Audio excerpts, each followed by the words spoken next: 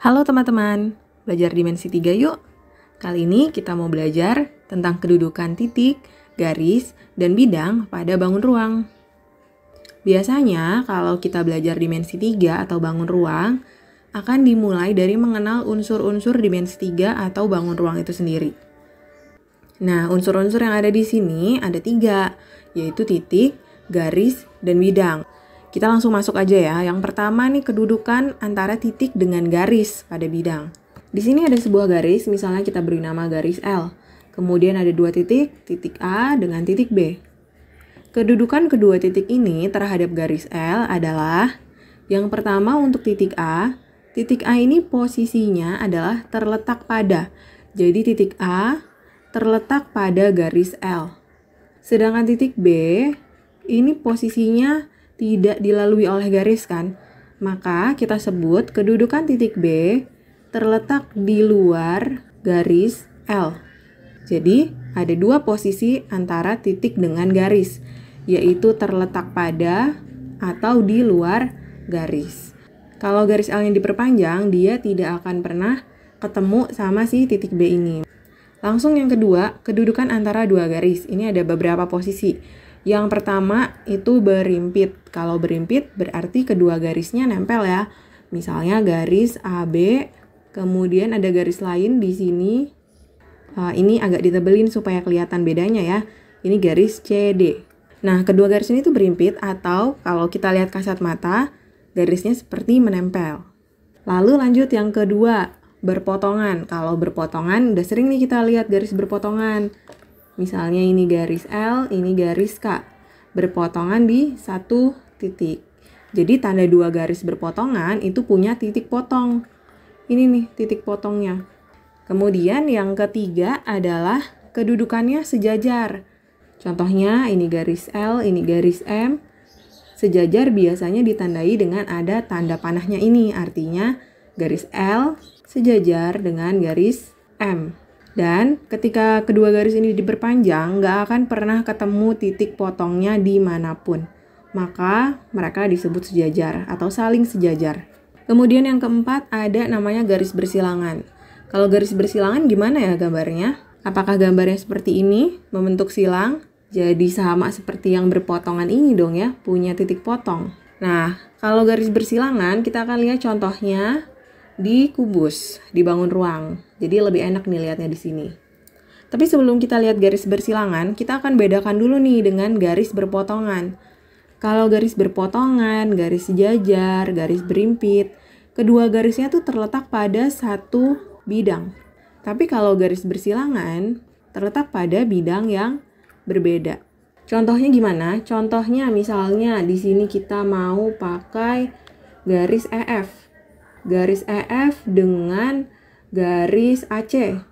Kedua garis ini bersilangan. Kenapa? Karena satu, tidak sejajar. Kalau tidak sejajar berarti arahnya beda ya. Kalau sejajar itu kan punya arah yang sama nih. Seperti ini garis L dengan garis M. Tapi kalau si garis EF dengan AC ini jelas arahnya berbeda. Yang kedua garis ini terletak pada bidang yang berbeda. Jadi EF kalau kita lihat, kita ambil contoh bidangnya nih ya. Contoh bidangnya EF itu bidang atas kubus atau bidang tutup.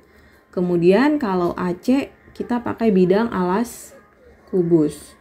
Si garis EF dengan garis AC sudah memenuhi syarat bersilangan, yaitu terletak pada bidang yang berbeda dan arahnya tidak sama.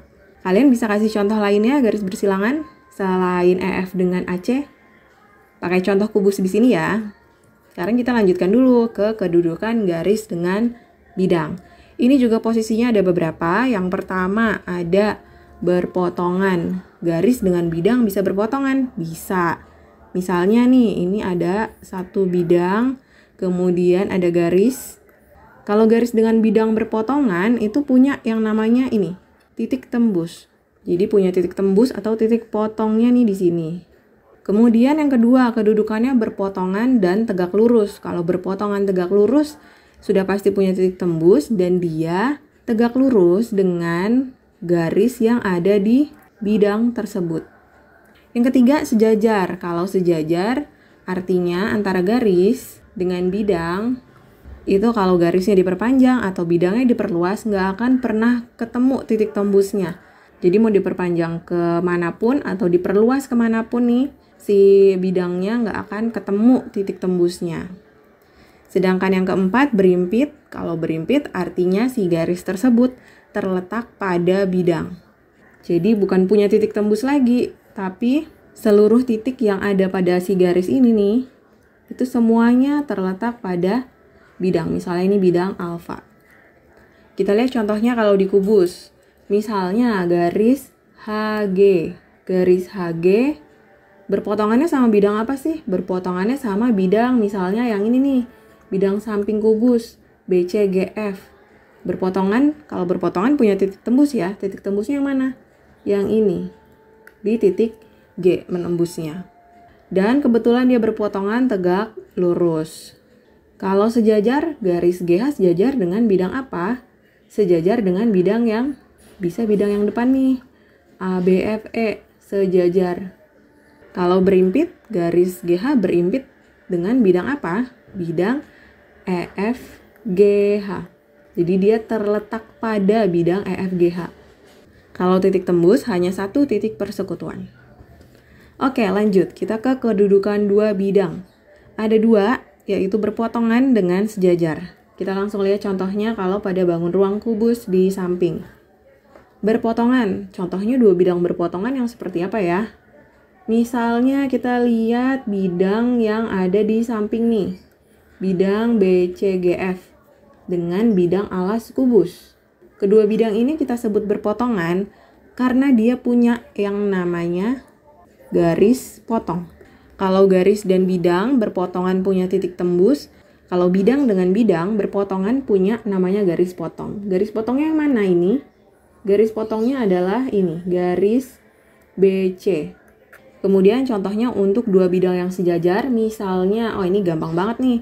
Kalau yang bawah, bidang alas kubus ABCD sejajar dengan bidang apa? Ya, betul, bidang tutup kubus yaitu EFGH. Sudah jelas kelihatan ya, sejajar. Nah, itu dia kedudukan antara titik garis dengan bidang pada bangun ruang. Masih banyak contoh yang bisa kalian sebutkan pada kubus di sini. Kalian coba sendiri ya, jangan lupa digambar dulu kubusnya.